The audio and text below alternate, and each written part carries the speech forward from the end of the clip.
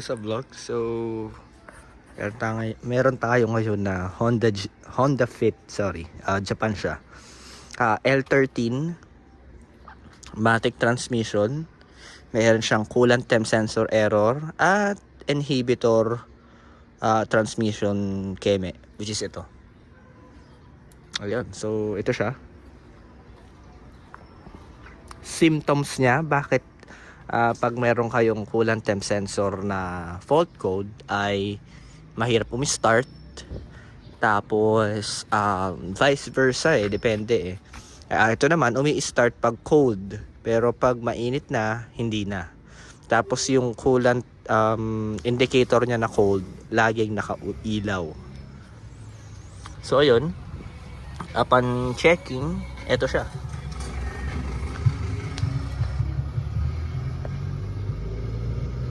Kamuntik maging dupa. Saka may nakatap na wire. Ayan sa ground. Hindi ko alam bakit may top na ground doon. So ayun, napakaloko no. Ang signal kasi nito para mag-on yung fan ay ground. So parang nirekta yung fan niya kasi nasa ground, tapos nakatap dun sa green. Ayun no. Napakaloko. Dinala to sa malaking car shop. Tapos ayan ang ginawa. So may reason yan bakit ginawa yan. So malalaman natin. Pag inikot ko kasi ang susi, hold on. Pag inikot ko ang susi, ito siya.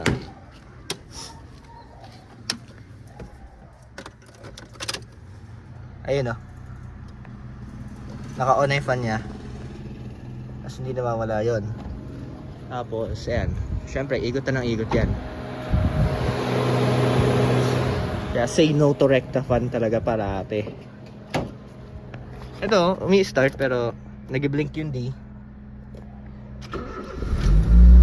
Taas ng minor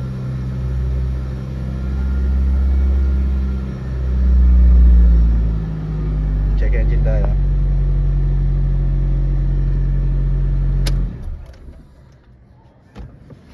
Very great.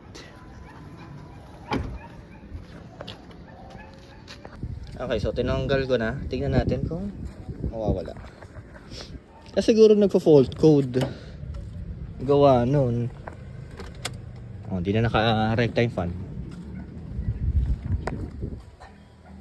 See? Hindi na may recta. Sisirain pa niyan yung ECU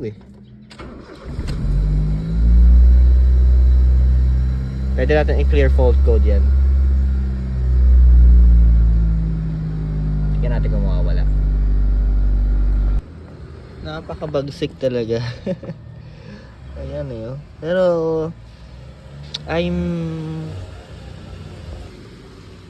Pero titignan natin bakit nila ginawa yon. So pretty much may reason to. Bakit nila ginawa to? Or baka noon pa man ganito. I don't know. Tingnan natin. Ayan, so tinatanggal na natin. Siguro kasi kaya to nirekta. Itong sensor na to ay faulty na. So hindi nag-on. So pretty much tatagas tayo ng nakakulant ba to? Hindi ko alam kung nakakulant to Ang tagal din to na stock.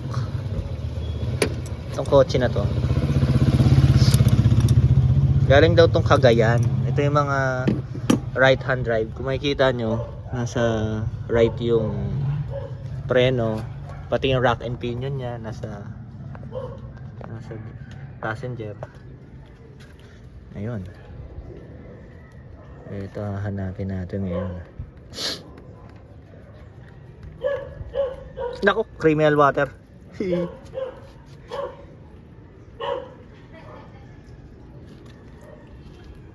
Hello guys, so ito nakakuha na tayo. Brand new Honda OEM. So ikabit na natin to. Ngayon lang natin yung size nito. Okay, so kabit na muna natin. Okay, 24 siya ang size niya, ang scanner natin. Okay, let's try to figure it out if it will work.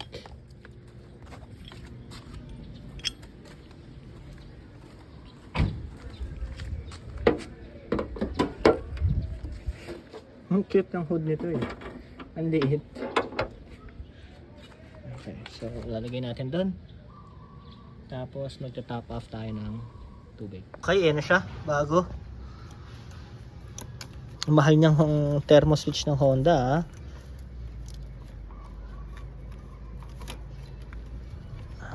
Ayan, so inisprayan ko na rin ng contact cleaner as usual.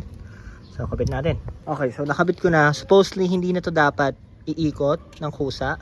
Tinanggal ko na tong ground. So let's see. Lalagay din pala natin yung ano nito. Salpak natin to kasi converted to eh. Nandito yung OBD scanner niya. Ayun. Salpak muna natin. 100 tick. Okay, so nag-blink pa rin yung D. Yung coolant sensor, sana mawala.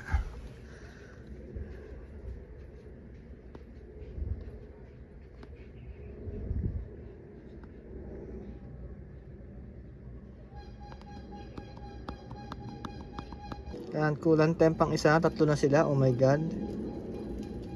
Intake air temperature sensor, bank 1. Ah, kasi nakatanggal. Yan pala, kakabit pala muna natin yan. Ito, kaya pala dumagdag.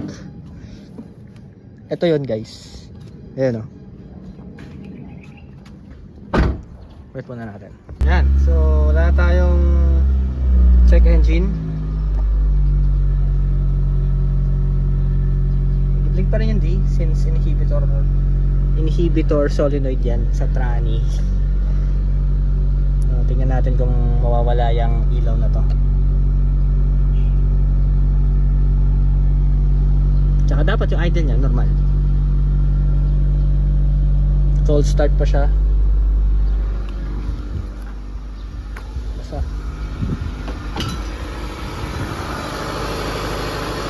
criminal water siya. Shit, wala na. Hindi na rin nakarekta yung fan. Ito yung wire na yun eh. Yun o. Puti. Yung wire na yun. Ginamper.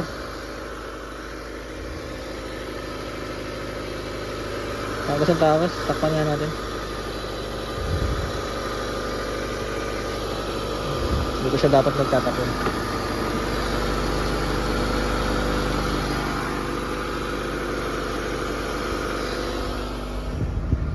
Painitin lang natin.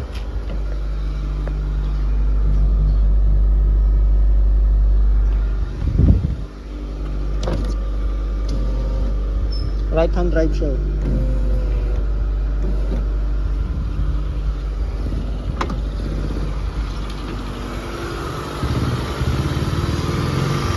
Taas ang menor. Nakatak na naman ito. Ayun na. So medyo bumaba. Narando pa rin yung coolant cold temperature. Live data natin. Ito nga gustuhan ko sa Honda hindi maarte sa scanner. Pero at least dapat na throttle relearn to eh.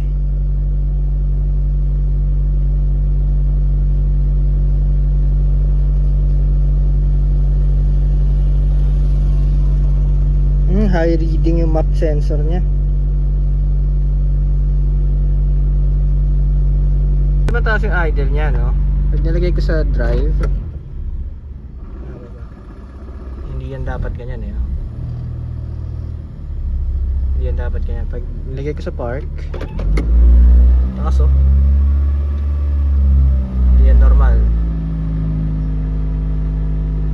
So, settings natin to dito. Ganun pa rin yung idle niya.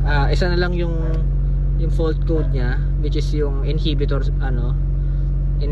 solenoid. Ayan o. Yan. So try nating patayin. Natin kung i-start.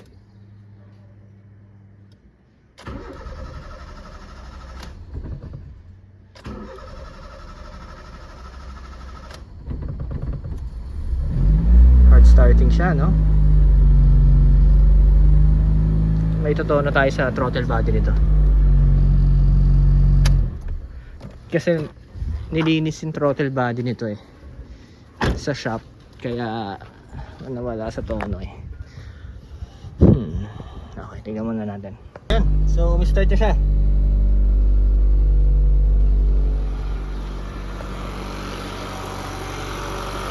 Make sure nyo lang talagang naka-plug in lahat. Nilinis ko to, pati mga spark plug, saka yung camshaft positioning sensor na naman.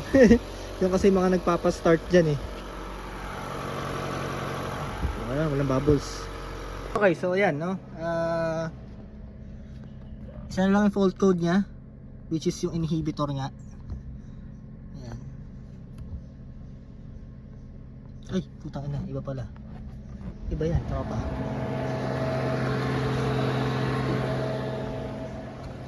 Clear natin yan. Alright. Check engine. Okay. So, start natin. There we go. Kaso may bulwak na to. Ayan, bumubulwak ko. So ayun pala guys, kaya pala siya nirekta kasi bumubulwak na yan. Ayan, continuous yung flow. Para natin. Continuous yung flow niya. So kaya hindi talaga yan magsusurvive sa hindi naka-recta fan. Singaw sa head gasket. Shit. Kaya pala nung unang kita ko, ang kanyang, lalo siya check engine by the way, nandito sa heater. Kaso nung tinignan ko naman ang heater, ayun, naka-loop. So naka-delete na. Okay lang din naman yon kahit naka-delete na yung heater nyo, since hindi naman nag-i-snow sa Pilipinas. So ayun lang, hindi na nag-blink din yung natin, tranny natin. Pero pansamantaka lang yan. Pag may na-reach na naman na certain kilometers yan, nag-blink na ulit yan. Ang ginawa natin doon, nagdinis lang naman tayo ng solenoid, baka sakali. Ayan, no fault codes, no pending din. Awesome. So ayun, quick tech tip lang naman para sa Honda Fit L13 1.3 IDSI na Honda Jazz or Fit. Ito kasi ano to eh, galing Japan. Ayan, I don't know what's... galing siyang Japan. Converted siya. Ayun, wala na yung badge niya, napitik na. Ayun, ayan Japan. Ayan, Japan Hindi ni Hongo. Ayan, so ang naging issue nito pag mainit na, hindi na nag-i-start. So ito, mainit na. Try natin i-start. Hindi pa rin nawawala yun. I don't know. Bago na yung yan. Patayin natin. Dapat i-start yan.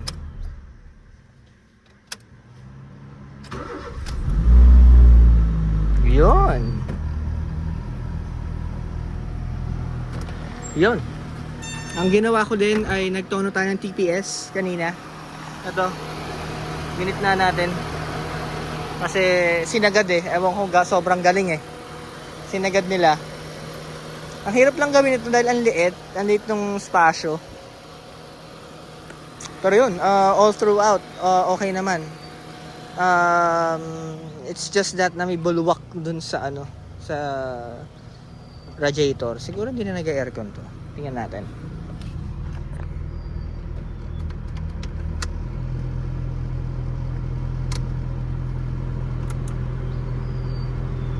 Hindi nag-aircon.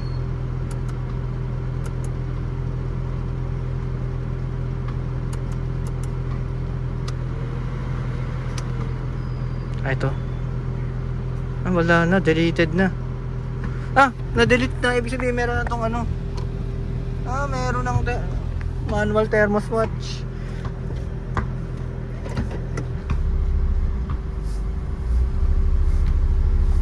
Christmas lights, ang daming nakailaw ah. 1.5.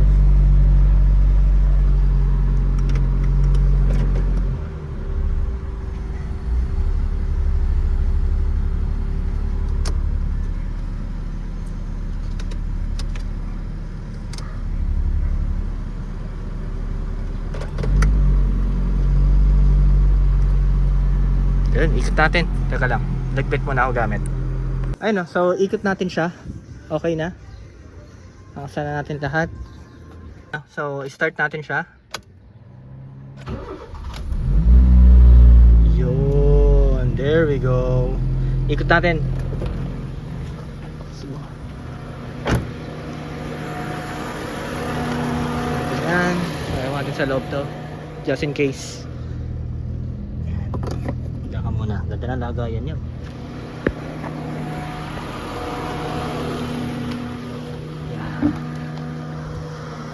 Yan. So yan muna, ikot natin. Try natin.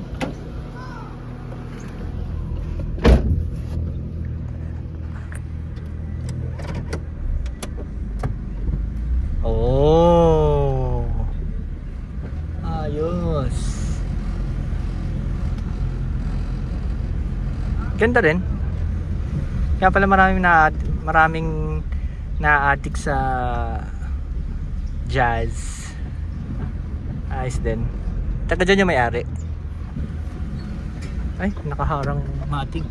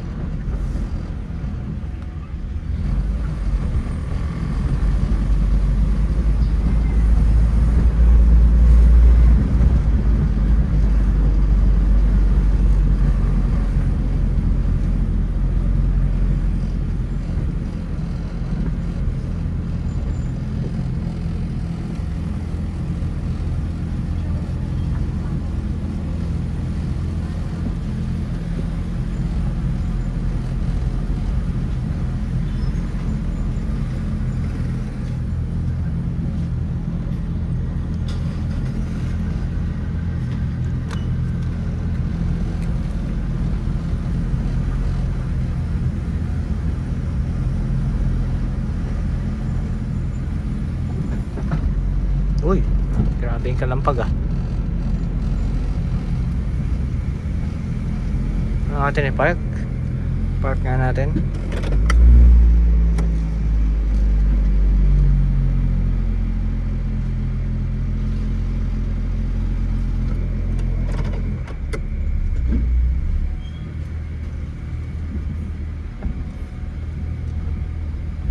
Okay naman. Hindi ko na siya mapababa ng sobra.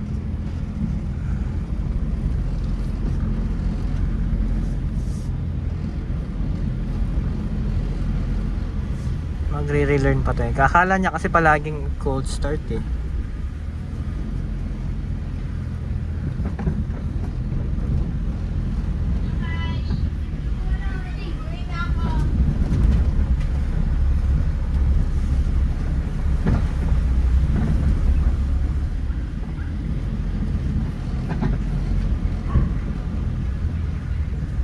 Okay. Ayos. So, I declare this as a fix. Mamaya tignan natin, balik muna ako sa bahay kung i-start siya ulit. Uwi na si Pogi. Ayun. Ako. Bye-bye. Always maintain your car. Always love your car.